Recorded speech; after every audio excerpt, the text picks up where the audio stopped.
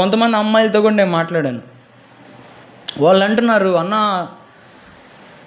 అన్న it's beyond my control అన్న, నాకు అడిక్షన్ అయిపోయింది, నాకు కష్టం అయిపోతుంది అన్న, నేను ఆపలేకపోతున్నాను అన్న అని చెప్పి కొంతమంది అమ్మాయిలు. సో ఇక్కడ మనోడి పరిస్థితి కూడా అదే. మనోడు కూడా తనను తాను గాయపరుచుకుంటున్నాడు. తనకు తెలుసు తనకి నొప్పి తగులుతుంది, రక్తం కారుతుంది, నడుములు నొప్పులు పుడుతున్నాయో లేకపోతే చేతులు నొప్పులు పుడుతున్నాయి, కానీ మళ్ళీ కొట్టుకుంటున్నాడు. రక్తం కారుతుంది, మళ్ళీ దాని మీదే కొట్టుకుంటున్నాడు. ఎందుకు కొట్టుకున్నాడు? ఎలా చేయగలుగుతున్నాడు అట్లా? తనకు తాను ఎందుకు చేస్తున్నాడు? మీ అందరికీ తెలుసు ఎందుకు చేస్తున్నాడు. తను కాదు పాపం, తన లోపల ఉన్న అపవిత్రాత్మ. ఇప్పుడు కూడా సైతాన్ అంటే చాలామందికి ప్రేమ. సైతాన్ మంచోడు అనుకుంటారు చాలామంది. ఏం కాదు, కొద్ది సినిమాలు, మంచి సినిమా అంటారు కదా, మంచి సీరియల్ బాగా 5-6 సంవత్సరాలు వచ్చింది, వాళ్ళ మీద వీళ్ళ మీద కొట్లాట్లన్నీ చెప్తూ ఉండిద్ది. ఓకే, సో ఇక్కడ కూడా పాపం తను అపవిత్రాత్మతో పట్టి తను గాయపరుచుకున్నారు. ఈరోజు అలాంటి వాళ్ళు మన చుట్టూరు ఉన్నారు. డ్రగ్కి బానిసైన వాళ్ళు తెలుసా మీకు? ఎడ్వర్డ్ విలియమ్స్ అన్న ఒక మంచి ఉదాహరణ. తను డ్రగ్ తీసుకోకపోతే కడుపులో తను ఉండలేడంట. డ్రగ్స్కి అలవాటైపోయి తను డ్రగ్స్ తీసుకోకపోతే ఉండలేడంట. యేసుక్రీస్తు నమ్ముకున్న తర్వాత కూడా తనకు ఆ పెయిన్ వచ్చినప్పుడు వచ్చి చర్చిలో కూర్చున్నాడంట. దేవుడా, పోతే పోతాను, కానీ నేను మళ్ళీ డ్రగ్స్ మాత్రం తీసుకొని ఏదైనా చేస్తే నువ్వే చేయాలని కూర్చున్నాడంట. మళ్ళీ ఆ పెయిన్ రాలేదంట. Praise the lord. తాము గాయపరుచుకుంటున్న వాళ్ళు కూడా ఈరోజు మన చుట్టూరు ఉన్నారు. ఈ వ్యక్తి కూడా అంతే. తనకు బాధేస్తుంది, కానీ గాయపరుచుకుంటూనే ఉన్నాడు. వాడు దూరం నుండి యేసును చూచి పరిగెత్తుకుని వచ్చి ఆయనకి నమస్కారం చేసి, యేసు, సర్వోన్నతుడైన దేవుని కుమారుడా, నాతో నీకేమి పని? నన్ను బాధపరచుకోమని దేవుని పేరట నిన్ను బిగ్గరగా కేకలు వేస్తున్నాడు. చూడండి, యేసుక్రీస్తు వచ్చింది ఎందుకు? జాగ్రత్తగా వినండి. యేసుక్రీస్తు వచ్చింది ఎందుకు? మనోడిని బాధపడడానికి వచ్చాడా? తర్వాత యేసుక్రీస్తు వచ్చిన తర్వాత మనోడి పరిస్థితి ఏమైంది? స్వస్థ చిత్తుడై మంచిగా బట్టలు వేసుకొని కూర్చున్నాడు. అంటే దీని అర్థం ఏంటంటే, అంతకుముందు పాపం బట్టలు కూడా సరిగ్గా వేసుకొని ఉండడు. మరి యేసుక్రీస్తు బాగు చేయడానికి వచ్చాడా, బాధపరచడానికి వచ్చాడా? ఏం చేయడానికి వచ్చాడు? బాగు చేయడానికి వచ్చాడు. కానీ ఇక్కడ వీడేమంటున్నాడు?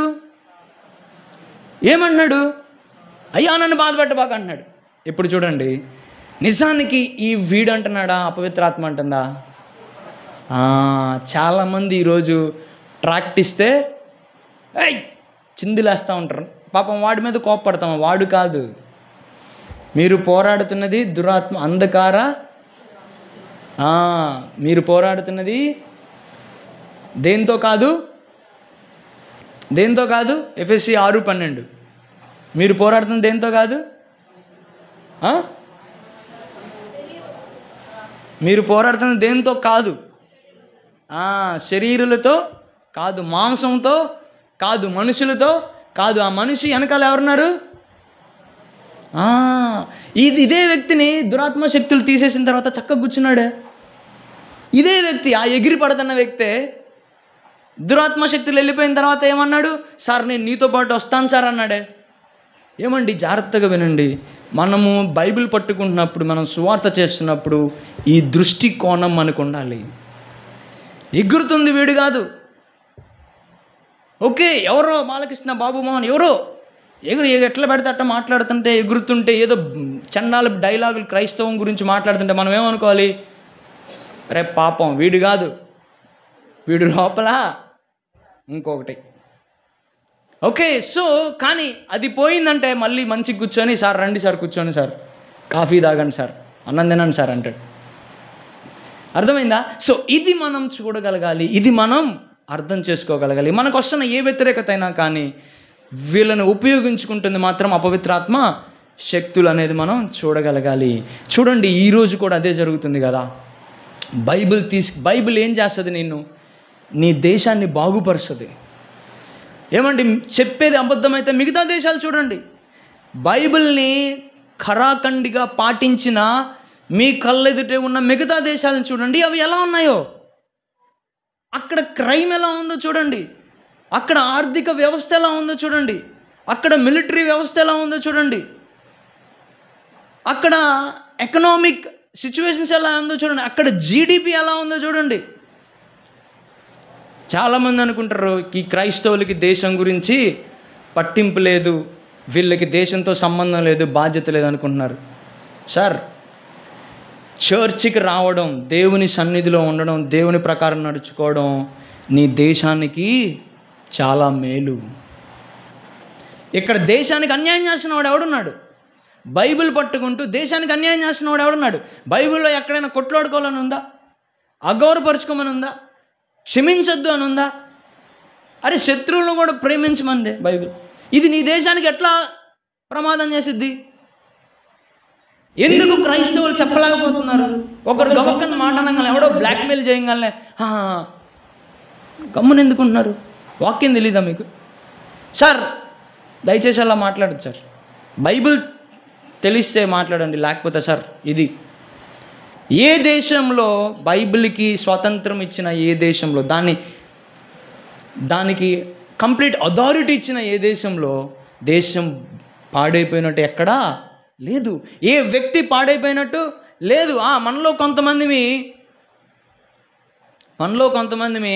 డాక్టర్ దగ్గరికి వెళ్తా డాక్టర్ మందులు వాడినందుకు బాగుపడలేదు, కానీ డాక్టర్ చెడ్డోడు కాదు. అర్థమైందని నేను చెప్తుంది.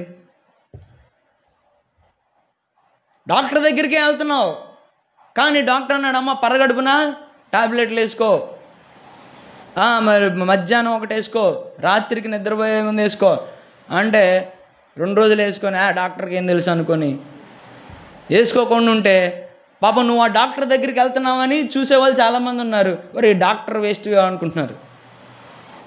అరే, డాక్టర్ బాగు చేయలేక పోయాడు అనుకున్నాడు, కానీ ఎవరికి తెలుసు మందులు వేసుకోవట్లేదని. అర్థమవుతుందని నేను చెప్తుంది. కొంతమందికి అర్థమవుతుంది ఉండొచ్చు. మందులు వేసుకోవట్లేదని తెలియదు చాలామందికి. అరే, ఇటు చర్చికి వెళ్తున్నాడు రా, ఒంటి నిండా బూతులు, అబద్ధం నోరు తెరిస్తే, స్వార్థం ఒంటి నిండా. వెళ్తున్నాడు 20 సంవత్సరాల నుంచి. సార్, వెళ్తున్నాడు, మేము మందులు వాడట్లేదు సార్. డాక్టర్ గారు తప్పు కాదు.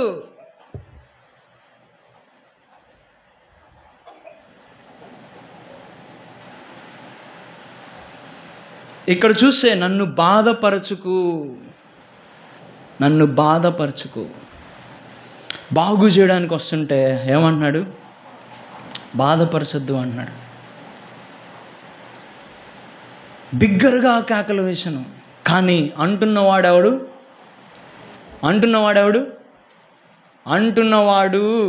అపవిత్రాత్మ పట్టిన వ్యక్తి కాదు. అపవిత్రాత్మ అనేది తెలుసుకొని సంఘం ముందుకి వెళ్ళాలి. ఎస్, వాడు అరుస్తూనే ఉంటాడు, రే రావాక, మా ఇండియాలోకి రావాక, మా దగ్గరికి రావాక అని అరుస్తూ ఉంటాడు.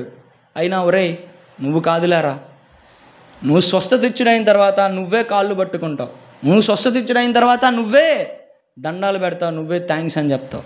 ఇట్లాంటి టెస్టిమనీలు ఎన్ని లేవు? సార్, నేను ఇట్లాంటోని అయినా అన్న నా వెంటబడ్డాడు, ఆ అక్క నా వెంటబడింది, నువ్వు రావాలి, వచ్చి కూర్చోవాలి అని. నేను ఎక్కడో బైబిల్ స్టడీ తీసుకున్నంటే, బ్రిటన్లో, యూకేలో ఒక తమ్ముడు, ఇట్లా నేను ఒక అక్కతో చెప్తున్నాను, అక్క మనం వెంటబడాలి, వాళ్ళకి ఇష్టం లేకపోయినా కొంచెం మన ఆహాన్ని చంపుకొని వాళ్ళ వెనకాల పడి, రే కూర్చోండిరా, వినండిరా, కొంచెం డిన్నర్కి పిలవాలి, అన్నం పెట్టాలి, చెప్పాలి, తప్పదు, మనకు కూడా బాధేసిద్ది. వాళ్ళు చా అంటున్నప్పుడు నేను ఎందుకు చెప్పాలని అనుకోవచ్చు, కానీ మనం కొంచెం వెంటబడాలంటే పక్కన తమ్ముడు అన్నాడు, బైబిల్ స్టడీలో మైక్ ఆన్ చేసి చెప్తున్నాడు, అన్న ఆ తమ్ముడు 20 లక్షలు ఇండియా గవర్నమెంట్ పే చేస్తుంది ఆ తమ్ముడికి. ఇప్పుడు బ్రిస్టల్ అనే టాప్ 5 యూనివర్సిటీస్లో వన్ ఆఫ్ ద యూనివర్సిటీస్లో చదువుకున్నాడు. నా బైబిల్ స్టడీలో జాయిన్ అయినప్పుడు అంటున్నాడు, అన్న నా వెనకాల కూడా అట్లా పడ్డారన్న, అందుకే ఈరోజు ఇక్కడికి వచ్చినానన్న.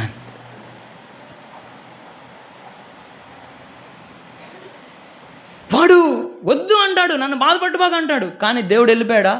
రేపో నేను నిన్ను బాగు చేయడానికి వస్తుంటే బాధపడ్డంటావురా,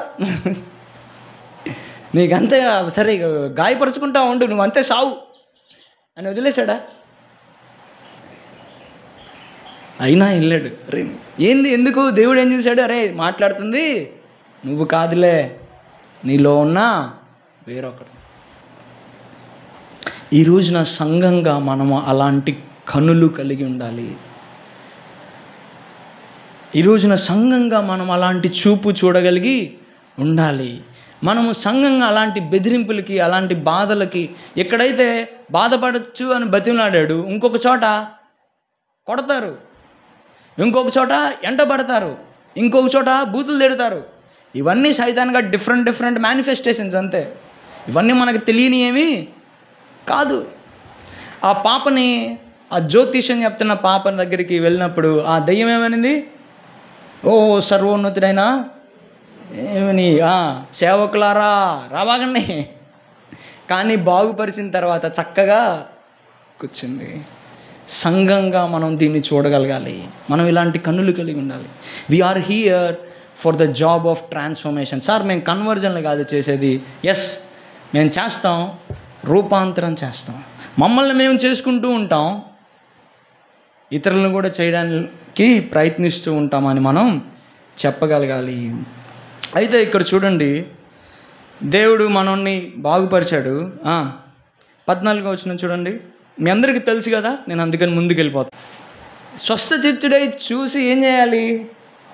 అబ్బా యేసుక్రీస్తు మామూలుడు కాదు. ఎందుకంటే మనం చూస్తే ఎన్నో వచనంలో, 4వ వచనంలో, ఎవడును వానిని సాధుపరచ లేకపోయినా, అరే ఎవడు సాధుపరచలేని వ్యక్తిని, ఏం మనిషి అండి ఆయన, చక్కగా బట్టలు వేసుకొని చక్కగా కూర్చున్నాడే, మొత్తం అంతా సెట్ అయిపోయాడు, ఎట్లా సెట్ అయిపోయాడు అని సంతోషపడాల్సింది పోయి ఏం చేస్తున్నారంట? భయపడ్డారంట. ఇంకా 12వ వచనంలో ఏమంటున్నారు? బతిమలాడుకొని భయపడ్రి. ఇంకోటి సారీ 17వ వచనం. తమ ప్రాంతములు విడిచిపోయిన వాళ్ళని బ్రతిమాలి. ఏంటండి ఇది? దేవుడు అక్కడ ఎవ్వడూ బాగు చేయలేని వ్యక్తిని బాగు చేస్తే, వాళ్ళ దేవుని యేసుక్రీస్తు కాళ్ళ మీద పడి, అయ్యా ఏం శక్తి అయ్యా ఇది, ఏం పవర్ అయ్యా ఇది, ఎవడి వల్ల కానిది నీ వల్ల ఎలా అయింది అని చెప్పాల్సింది పోయి ఏమంటున్నారు? అయ్యా మా ఊరు వదిలేయ్యా అంటారు. ఎంత దారుణం అండి. మీకు సంగతి తెలుసా? జనాలు మారాలి, ఇక్కడ ప్రకృతి మంచిగా అవ్వాలి, అది ఇది అంటాడు, కానీ దేవుడు పని స్టార్ట్ చేసినప్పుడు వాడే తిరగబడతాడు. అరే నీతోనే స్టార్ట్ అవ్వాలి అంటే, నేను అబద్ధం చెప్పకూడదా, నేను దొంగలెక్కలు రాయకూడదా అంటాడు. మరి ఈడే జిందాబాదులు పడతా ఉంటాడు, ఏ దేశం మారాలి అంటూ ఉంటాడు.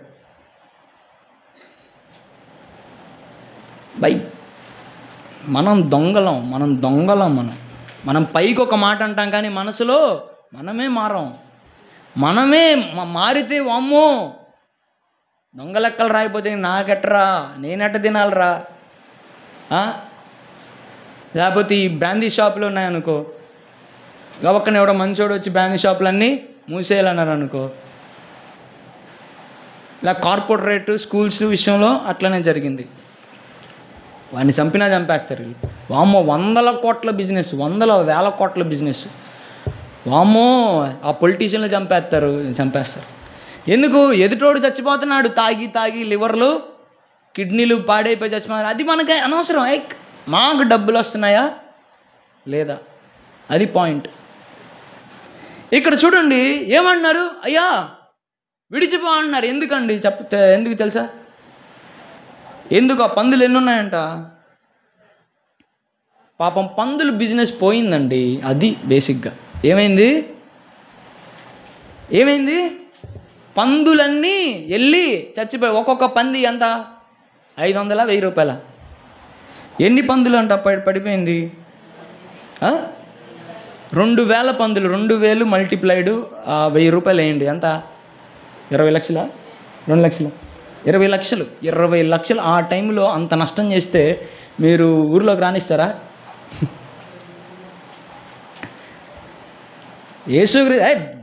మనిషి బాగుపడ్డాడు గీగుపడా తర్వాత సంగతి. 20 లక్షలు నష్టం జరిగింది, అది ఇంపార్టెంట్. అందుకని అయ్యా నువ్వు వెళ్ళయ్యా అన్నాడు.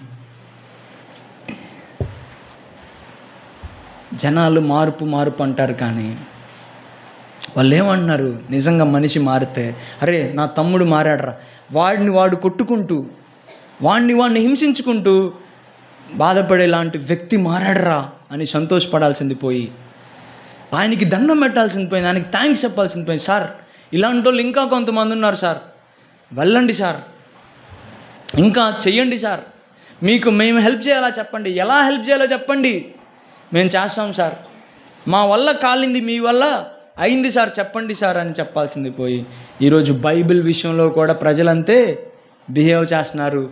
అయితే సంఘంగా మనం వెనక్కి వెళ్దామా? వాళ్ళు వెళ్ళిపోమని బతిలాడుతున్నారని వెనక్కి వెళ్ళిపోదామా?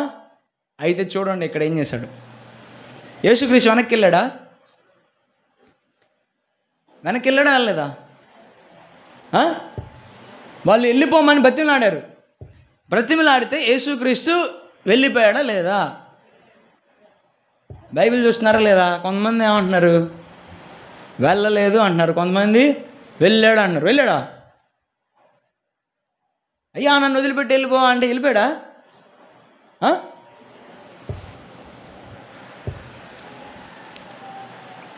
వెళ్ళిపోలేదా? వెళ్ళిపోలేదు యేసుక్రీస్తు? చెప్పండి, గట్టిగా ఒక మాట చెప్పండి. వెళ్ళిపోయాడా? ఓకే. వీళ్ళందరూ బ్రతిమలాడుకున్నారండి, మాకు మంచి వద్దు అని బతిమలాడుకున్నారు. అయ్యా వద్దు, మాకు మంచి వద్దయ్యా అని బతిమలాడుకుంటే దేవుడు ఏం చేశాడు? దేవుడు వెళ్ళిపోయాడండి, వెళ్ళిపోయాడు. వాణ్ణి బాగు చేశాడు, కానీ తర్వాత వెళ్ళిపోయాడు. దేవుడు మన సొంత చిత్తాన్ని ఎక్కువ ఫోర్స్ చేయడు.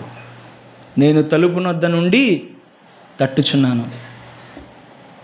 ఈరోజు దేవుడు రోజు మనతో చేస్తున్న పని అదే. నువ్వు వాక్య ప్రకారంగా వెళ్తూ ఉంటావా, నీకు మంచిగా ఉండిద్ది లైఫ్ అంటాడు, కానీ వచ్చి మన మీద నెట్టడు, రుద్దడు. నీకు ఇది మంచిదని చెప్తూ ఉంటాడు, కానీ మన మీద రుద్దడు, ఇంకా నీ ఇష్టం అంటాడు. అయ్యా మాకొద్దు ఈ మంచితనం వద్దు, మాకొద్దు ఇది, మాకు ఈ మార్పు వద్దు, మాకు ఈ మంచితనం వద్దు అంటే యేసుక్రీస్తు ఏం చేశాడు? వెళ్ళిపోయాడు. దేవుడు ఎక్కువ రుద్దడండి. అందుకనే దేవుని వాక్యం ఏం చెప్తుంది? మత్తయి సువార్త 7వ అధ్యాయంలో ఆ వాక్యాన్ని విలువగా తీసుకోనోడికి ఇవ్వద్దు అన్నాడు. అవునా? వాక్యాన్ని విలువగా తీసుకోనోడికి వాక్యం అసలు ఇవ్వద్దు అన్నాడు. నేను అది బాగా పాటిస్తున్నా ఈ మధ్య. ఎవరు నాకు టైములు చెప్తున్నా కానీ, ఎవరు నాకు రిక్వెస్ట్ చేస్తున్నా కానీ నేను 5-10 సార్లు ప్రార్థన చేస్తున్నా. వీడు నిజంగా వాక్యం వింటాడా, వీడికి నిజంగా వాక్యం పట్ల గౌరవం ఉందా లేదా, వీళ్ళకి వాక్యం పట్ల గౌరవం ఉందా లేదా, అంత ఈజీగా నేను ఓకే చెప్పట్లేదు ఈ మధ్య. ఎందుకంటే దేవుని వాక్యం చెప్తుంది, చేతిలో ఉన్నది చాలా పవర్ఫుల్ వర్డ్, దాన్ని లెక్క లేకుండా చూసేవాడికి ఎందుకు ఇవ్వాలి? దేవుడిని ఇక్కడ బతిమలాడితే దేవుడు ఏం చేశాడు? వెళ్ళిపోయాడు. కాకపోతే చూడండి, తమ ప్రాంతములు విడిచిపోనని ఆయన ఆయన ధోని ఎక్కినప్పుడు, ధోని ఎక్కేశాడు ఆయన. బహుశా ఆ గ్రామం అంతరికి చెప్పడానికి వచ్చాడేమో, కానీ ఒక్కడనే బాగుపరిచాడు. వీళ్ళేమో మాకు వద్దని బతిమలాడారు, మంచి చేస్తుంటే వద్దని బతిమలాడారు. సరేనని ధోని ఎక్కేసినప్పుడు చూడండి ఇక్కడ ఒక సంఘటన జరిగింది. దెయ్యములు పట్టినవాడు ఆయన యొద్దకు తన్నుండనిమ్మని ఆయనను ఇక్కడ ఇంకో వ్యక్తి బతిమలాడుకుంటున్నాడు. అక్కడ వాళ్ళు ఏమన్నారు? అయ్యా నీ సువార్త మాకు వద్దు, నీ బైబిల్ మాకు వద్దు అంటే సరేనని దోనెక్కుతున్నాడు. దోనెక్కే టయానికి బాగుపడ్డ వ్యక్తి యేసుక్రీస్తు దగ్గరికి వచ్చి ఏమంటున్నాడు? బ్రతిమలాడుకుంటున్నాడు. ఏమని బ్రతిమలాడుకుంటున్నాడు? ఈయన వేరే బ్రతిమలాడుకుంటున్నాడు. ఏమని బ్రతిమలాడుకుంటున్నాడు? చూడండి, వాళ్ళేమో వెళ్ళిపోమని బ్రతిమలాడారు, మనోడేమో నేను నీతో వస్తాను అని బ్రతిమలాడాడు. యేసుక్రీస్తుతో ఉండడం మంచిదా కాదా? యేసుక్రీస్తుతో ఉండడం మంచిదా కాదా? పరిశుద్ధమైన వ్యక్తి, సాక్షాత్ దేవుడు మనుష్య రూపేణ వచ్చిన వ్యక్తి దేవునితో ఉండడం ఏమన్నా తప్ప? దేవుని శిష్యుడిగా ఉండడం ఏమన్నా తప్ప? అందరు విన్నారా? అయితే మనోడు దేవునితో ఉండాలి అని కోరుకున్నాడు, అది తప్ప కాదా? మారిపోయాడు మనిషి, మంచిగా అయ్యాడు, తను యేసుక్రీస్తుతో ఉండాలని కోరుకున్నాడు. అలాంటి కోరికలు ఏమైనా తప్పుందా? అయితే చూడండి, మనలాగా యేసుక్రీస్తు ఆలోచించలేదు ఎందుకో. అదే అందుకే చెప్పాను, యేసుక్రీస్తు అంత మంచోడు అని అనుకోవాకనండి. ముందు చూడండి,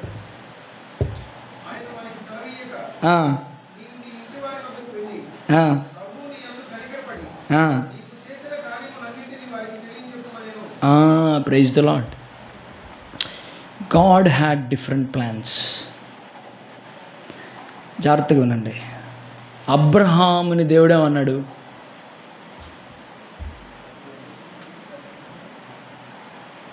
మీ ఇంటి దగ్గర నుంచి, మీ తండ్రి ఇంటి వారి దగ్గర నుంచి, అసలు మీ దేశం నుంచే నువ్వు బయటికి రా అన్నాడు. ఇక్కడ ఇంకొక వ్యక్తి ఏమంటాడు? సార్ నేను నీతో పాటు ఎక్కడికి వెళ్తే అక్కడికి వస్తాను సార్, నీ వల్ల నేను బాగు చేయబడ్డాను, ఎలాంటి బతుకు నేను బతికేవాడిని, ఇప్పుడు నేను మార్పు చెందాను సార్, ఇప్పుడు నేను నీతో పాటు రావాలనుకున్నాను సార్ అంటే యేసుక్రీస్తు ఏంటి విచిత్రంగా? దిస్ ఈజ్ నాట్ అబౌట్ మంచితనం. చూడండి జాగ్రత్తగా ఉండండి. Not everything that is good is God's will, but everything that is God's will is good.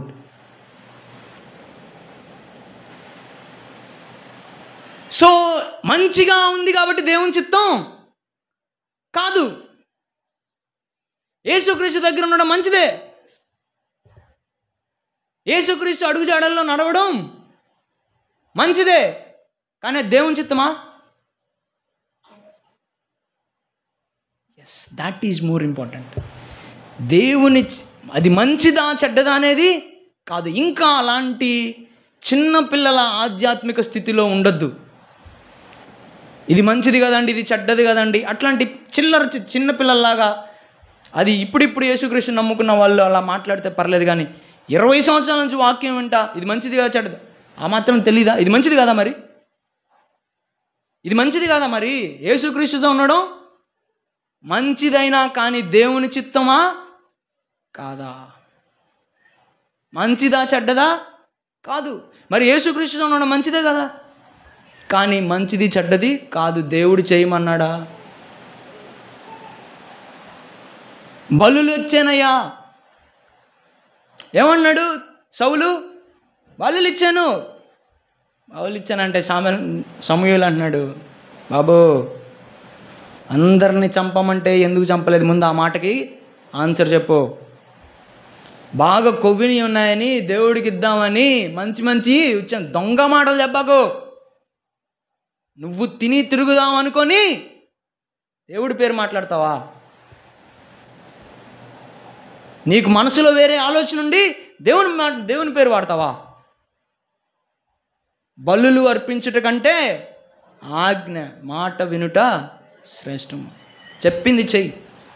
నీకంటే చాలా తెలివిగలవాడు దేవుడు, నీకంటే దేవునికి చాలా ఆశ ఉంది. అక్కడ ఏమన్నాడు? వద్దయ్యా. ఎందుకు తెలుసా? ఈ మాట ద్వారా దేవుడు నాతో మాట్లాడాడు. ఎందుకు తెలుసా? ఒక అపవిత్రాత్మ పట్టిన వ్యక్తి పేరే శామ్యూల్ హడ్సన్ అయితే, ఓకే, దేవుడు ఇండైరెక్ట్గా ఏమన్నాడంటే, హడ్సన్ మీ ఊర్లో నన్ను రానీరు కానీ నిన్నెవడు కాదనలేడు, నువ్వు వెళ్ళు అన్నాడు. Praise the lord. మీ ఊరు నన్ను రానీరేమో కానీ నిన్ను ఎవడు కాదనలేడు, నువ్వు లోకల్ క్యాండిడేట్, నువ్వు అక్కడే తిన్నావు, నువ్వు అక్కడే తిరిగావు, నీ అన్నదమ్ముళ్ళు అక్కడే ఉన్నారు, నీ అక్క చెల్లెలు అక్కడే ఉన్నారు, నీ పెదనాన్న బాబాయ్యలు అక్కడే ఉన్నారు, నీ పరిస్థితిని వాళ్ళు చూశారు, నువ్వు ఎంత దారుణమైన పరిస్థితిలో ఉన్నావు చూసావు. ఇప్పుడు నువ్వు వెళ్ళి చెప్పు,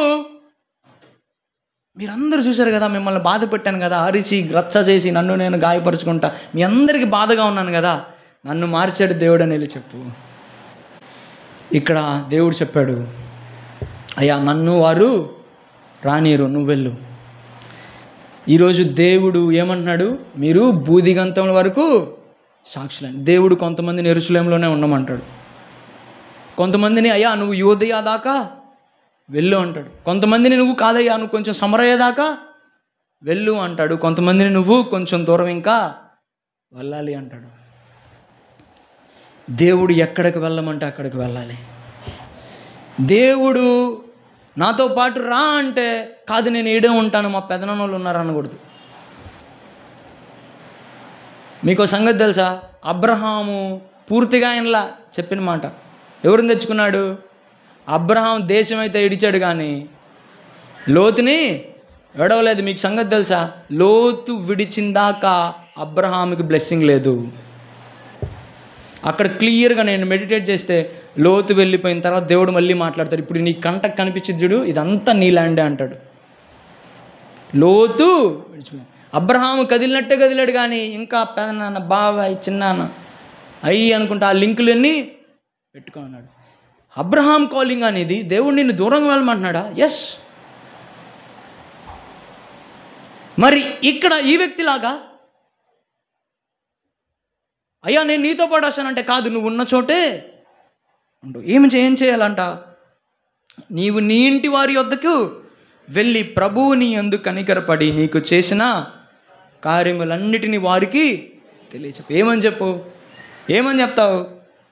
అయ్యా నేను సమాధుల్లో ఉండేవాడిని, అయ్యా నేను ఇలా సిగరెట్లు తాగేవాడిని, నేను ఇలా మందు తాగేవాడిని, నేను ఇలా వేరే వాళ్ళ మీద చాడీలు చెప్తూ ఉండేవాడిని, వేరే వాళ్ళ కోసం ప్రార్థన చేసేవాడిని కాదు, ఇతరులకి తగాదాలు పెడతా ఉండేవాడిని. అయ్యా నేను ఇట్లా డ్రగ్స్ తీసుకునేవాడిని, నేను ఇట్లా హత్యలు చేసేవాడిని, నేను ఇట్లా దొంగ లెక్కలు రాసేవాడిని, నేను ఇట్లా వ్యభిచారం చేసేవాడిని, నేను ఇలా ఉండేవాడిని. దేవుడు నన్ను మార్చాడు. సమరయ స్త్రీ ఏమని చెప్పింది, మీ కళ్ళ ఎదురే ఉన్నాను కదా, నా గురించి అంతా చెప్పినా ఈయన గురించి వినరు. Let us tell hour story. మన స్టోరీ మనం ఇతరులకు చెప్దాం. What's the story? ఏం స్టోరీ ఏంటి అంటే ట్రాన్స్ఫర్మేషన్ స్టోరీ. దేవుడు మనల్ని ఎట్లా రూపాంతరం తీసుకుని వచ్చాడు. ఈ రోజున ప్రజలకు కావాల్సింది రూపాంతరం. ఎస్, ప్రజలు కూడా వాళ్ళ సమస్యలతో పెచ్చిగిల్లిపోతున్నారు. మరి నేను రీసెంట్గానే ఒకటి విన్నాను వీడియో. ఒక అతను క్రైస్తవుల్ని భయంకరంగా ద్వేషించే వ్యక్తి, మీరందరూ కూడా వినుంటారు. షాలెం వాట్సాప్ గ్రూప్లో కూడా ఒకళ్ళు షేర్ చేశారు.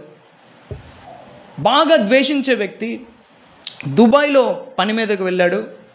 క్రైస్తవులు అంటే బాగా ద్వేషం, బైబిల్ అంటే కోపం, చించేయాలన్నంత కోపం. అయితే ఒక వ్యక్తితో తను పరిచయం అవ్వడం జరిగింది. ఆ వ్యక్తి క్రైస్తవుడు అని తెలియడం జరిగింది. ఒకరోజు సీక్రెట్గా తనతో మాట్లాడాడు. ఏమనుకోబాకు, నాకు క్రైస్తవులు అంటే చాలా కోపం, కానీ నువ్వు చాలా మర్యాదగా ఉన్నావు, చాలా మంచిగా బిహేవ్ చేస్తున్నావు, ఏంటి నీ కథ అంటే, సార్ నేను కూడా ఒకప్పుడు ఇలానే ఉండేవాడిని కానీ దేవుడు ఇలా మార్చాడని తన సాక్ష్యం ఆయన చెప్తే, ఈయన మనసులో ప్రార్థన చేసుకుంటాడు. ఆయనకు ఒక వ్యసనం ఉండేది. అదేంటంటే సిగరెట్లు తాగే వ్యసనం. సిగరెట్లు తను తాగకూడదు అనుకుంటాడు కానీ తాగకుండా ఉండలేని పరిస్థితి. తను కారులో వెళ్తూ మనసులో అనుకుంటాడంట, నిజంగా ఈ వ్యక్తి యేసుక్రీస్తు ఇంత శక్తివంతుడైతే నా వ్యసనాన్ని ఆపితే మాత్రం నేను ఖచ్చితంగా యేసుక్రీస్తుని నమ్ముకుంటాను. మీకు తెలుసా, మనకి తెలిసిందే, నెక్స్ట్ రోజు నుంచి ఆయనకి సిగరెట్ పట్టుకోబుద్ధి అవడం లేదు, సిగరెట్ తాగాలని అనిపించిన. ఏం చెప్పాలి? రూపాంతరపు కథ చెప్పాలి. నాలో ఎలా మార్పు వచ్చిందో చెప్పాలి. నా గురించే నేను ఆలోచించుకునేవాడిని.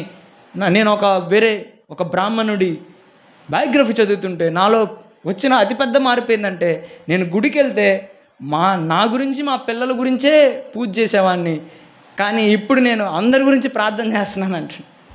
నా పక్కన వాళ్ళ గురించి కూడా ప్రార్థన చేస్తున్నాను. నాలో వచ్చిన అతిపెద్ద మార్పు ఇదే అంటున్నాడు. Yes, it's not an easy thing. ఇతరులు కూడా మంచిగా ఉండాలని ప్రార్థన చేయడం అంత ఈజీ కాదు ఈ స్వార్థ ప్రపంచంలో. అక్కడ నన్ను చేంజ్ తీసుకున్నాను. మరి జక్కయ్యని అడిగితే ఏమంటాడు? అయ్యా నేను గీసి గీసి లాగేవాడిని, పేదోడని లేదు ధనికుడని లేదు, పాపం తిన్నవాడని లేదు తిన్నోడని లేదు, అందరి దగ్గర గీసి గీసి పైసలు వసూలు చేసేవాడిని, నాలో ఈ పైసల మీద ప్రేమను తీసేశాడు అయ్యా అని చెప్తాడు జక్కయ్యను. అయ్యా నేను 5 పెనిమిటిని కలిగి ఉన్నాను, కానీ ఇప్పుడు నాకు ఆ అవసరం లేకుండా యేసుక్రీస్తు చేశాడని సమరయ స్త్రీ చెప్తుంది. Tell your transformation story.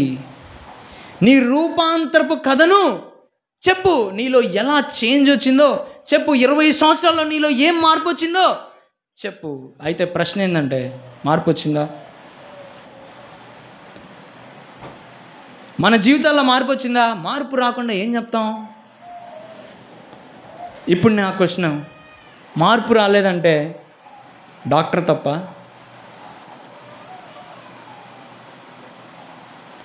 మార్పు రాలేదంటే డాక్టర్ తప్ప? మనం డాక్టర్ గారి దగ్గరికి వెళ్తున్నామని అందరికీ తెలుసు. మార్పు రాకపోతే ఎవరిని అనుకుంటున్నారు? మనల్ని అనుకోరు. తెలియని వాళ్ళు మనల్ని అనుకోరు, తెలియని వాళ్ళు డాక్టర్ తప్ప అనుకుంటారు. ఇదేనా మనం దేవుణ్ణి ప్రేమిస్తుంది? ఇదేనా దేవుణ్ణి మనం ఆరాధిస్తుంది? అంటే దేవుడు మనలో పని చేయనీయకుండా గర్వంతో అహంతో కొన్నిటిని కట్టి పెట్టుకొని కొన్ని విషయాల్లో పరిశుద్ధాత్మకి లోబడకుండా ఉండడం ద్వారా దేవుడు మనలో రూపాంతరం అనే కార్యాన్ని చేయలేకపోతున్నాడు. ఇదేనా మనకి మనం దేవుడికి ఇచ్చిన కృతజ్ఞత? తద్వారా జరుగుతున్న నష్టం ఏంటంటే, ఎదుటి వ్యక్తి అంటున్నాడు, నన్ను మారమంటున్నావు, వాడేం మారాడు సార్ అంటున్నాడు. సార్ వాడు 20 సంవత్సరాల నుంచి అన్నాడు, వాడేం మారాడు సార్. ఏమండి, నేను ఒక బంధువుడిలాగా, ఒక సొంత తమ్ముడిలాగా మాట్లాడుతూ చెప్తున్న మాట ఏంటంటే, మనల్ని బట్టి మన తండ్రికి చెడ్డ పేరు రావడం కరెక్టా? మన తండ్రి గురించి ఏదో అనుకోవడం కరెక్టా? బాధ్యత కలిగిన వ్యక్తులు అయితే మనం ఆలోచించుకోవాలి. రూపాంతరపు కార్యం మనలో ఎందుకు జరగట్లేదు? అంత భయంకరంగా ఎవడు సాధుపరచని 2000 దురాత్మలు కలిగిన వ్యక్తిని ఒక్క మాటతో సాధుపరిచాడు కదా దేవుడు. డబ్బు పిచ్చితో కలిగిన జక్కయ్యని జస్ట్ ఏ మాట చెప్పకుండానే జస్ట్ ఇంటికి వెళ్ళడం ద్వారా మార్చాడు కదా దేవుడు. సమరయ స్త్రీతో కూడా ఆమె గురించి ఏం మాట్లాడకుండా, నీకు 5 పెనిమిట్లు ఉన్నారు కదా అని ఒక్క మాటతో ఆయన్ని మార్చాడు కదా దేవుడు. ఇన్ని సంవత్సరాల నుంచి నాలో నీలో ఎందుకు మార్పు రావట్లేదు? ఎవరు తప్పందాం? అంత మార్చిన వ్యక్తిది పొరపాటని చెప్పడానికి కూడా మనకి నోరు రాకూడదు. మనల్ని మనం ప్రశ్నించుకుందాం. యేసయ్య, ఇంకా నేనైనా ఏదైనా ఏరియాస్లో ఇది కాదు అని ఏదన్నా ఉంటే దయచేసి నన్ను క్షమించండి. నన్ను నేను సంపూర్తిగా నీకు సమర్పించుకుంటాను. పరిశుద్ధ ఆత్మతో నింపబడ్డం అంటే ఏంటంటే, నేను చాలా పుస్తకాలు చదువుతాను, స్పిరిట్ ఫిల్డ్ లైఫ్ అని ఇప్పుడు రీసెంట్గా ఒక పుస్తకం చదివాను. పరిశుద్ధాత్మతో నింపబడ్డం అంటే ఏంటంటే, పరిశుద్ధాత్మకి మనల్ని మనం కంప్లీట్గా సరెండర్ చేసుకోవడం. పరిశుద్ధాత్మతో నింపబడ్డం అంటే ఏంటంటే, పరిశుద్ధాత్మకు మనల్ని మనం కంప్లీట్గా సరెండర్ చేసుకోవడం. అంటే అయ్యా నీ చిత్తమే సిద్ధించిన కాక, అయ్యా నువ్వు ఏది చెప్తే అది నాకు మంచిది, నువ్వు ఎక్కడికి వెళ్ళమంటే అక్కడికి వెళ్తాను, నువ్వు ఏం చేయమంటే అది చేస్తాను, నువ్వేం చేయొద్దంటే అది నేను చెయ్యను అని మనల్ని మనం సమర్పించుకుంటే, మనము ఈ వ్యక్తిలాగా ప్రభువు నా యందు కనికరపడి చేసిన కార్యములన్నిటినీ నారంభింపగా అందరూ ఆశ్చర్యపడిరి. Praise the lord. మనం కూడా మనలో జరిగిన మార్పు జరిగింది, మీలో కొంతవరకు జరిగింది, ఇంకా మనుషులు కనిపించే ద్వారా జరిగింది, మన ఊరిలో జరిగింది, మీలో కూడా జరిగింది కొంతవరకు. కానీ ఇంకా మార్పు జరగాలి. ఎంతవరకు జరగాలంటే, ఎదుటోళ్ళు నిజమేరా అనేటట్టు జరగాలి. Praise the lord. ఎస్, జరిగిద్ది, నాకు ఆ నమ్మకం ఉంది. దేవుడు మీలో ఖచ్చితంగా మార్పు తీసుకొస్తాడు. మీలో చాలామంది మొన్న ఎలక్షన్స్ అప్పుడు చాలామంది పైసలు తీసుకోలేదు, అంటే మార్పు స్టార్ట్ అయింది. అంటే వాళ్ళకి అర్థమైంది, వామ్మో 10 రూపాయలకి 1000 రూపాయలకి ఏ పనైనా చేస్తాడు, ఊడిగం చేస్తాడు అనుకున్నాం. కానీ కాదనే వాళ్ళు స్టార్ట్ అయ్యారు. సారీ సార్ నో అనేవాళ్ళు స్టార్ట్ అయ్యారు. మార్పు స్టార్ట్ అయింది, రూపాంతరం స్టార్ట్ అయింది, ఇంకా పెరుగుతుంది, ఇంకా మనందరిలో మార్పు వస్తుంది, దేవుడు రూపాంతరం చేస్తాడు. అప్పుడు మనం చెప్దాం, నువ్వేమనుకున్నా ఒకప్పుడు నేను, ఆ వ్యక్తి అంటాడు కదా యోహాను సువార్తలో, వాళ్ళు వచ్చి ఏదేదో క్వశ్చన్లు అడుగుతూ ఉంటారు పరిసయ్యులు శాస్త్రులు. నేను ఆదివారం రోజు ఎందుకు బాగు చేశాడు రా, అదిరా ఇదిరా ఏ క్వశ్చన్లు అడుగుతా అంటే వాడికి విసుగెత్తి ఒక మాట అంటాడు, సార్ ఒకప్పుడు నేను గుడ్డివాడిని ఇప్పుడు చూచుచున్నాను సార్. మీ లాజిక్లు మీ ఏందో మీరు చూసుకోండి, మీరు కొట్టుకోండి. ఒకప్పుడు నేను ఎట్లాంటి కాదు సార్. ఒకసారి ఎక్కడో ఒక భక్తుడు ట్రాక్ట్ పంచుతూ ఉంటే పంచబాగు అది ఇది అంటాడంట. పంచబాగు అది ఇది అంటే ఇంకొకడు వచ్చి ఏరా ఎందుకు మంచిది అన్నావు, మేము ఆల్రెడీ పూజిస్తున్నాము, మేమేం మార్పు చేసుకోవాలంటే వాడు అన్నాడంట, అరే ట్రాక్ట్ ఇస్తున్నవాడు ఉండుంటే నువ్వు ఎన్ని మాటలు మాట్లాడేవాడు కాదు. ఒకప్పుడు ఈ వీధికి రౌడీ అతను, మా పెదనాన్న కొడుకుతో ఎవరితో కాలు ఇరిగింది, చాలామందికి చాలా ప్రమాదాలు జరిగినాయి, ఈయన మారాడు, ఎవడు మార్చలేకపోయాడు, బైబిల్ ఎన్ని మార్చింది అని చెప్తున్నారంట. Praise the lord. ప్రార్థన చేసుకుందాం.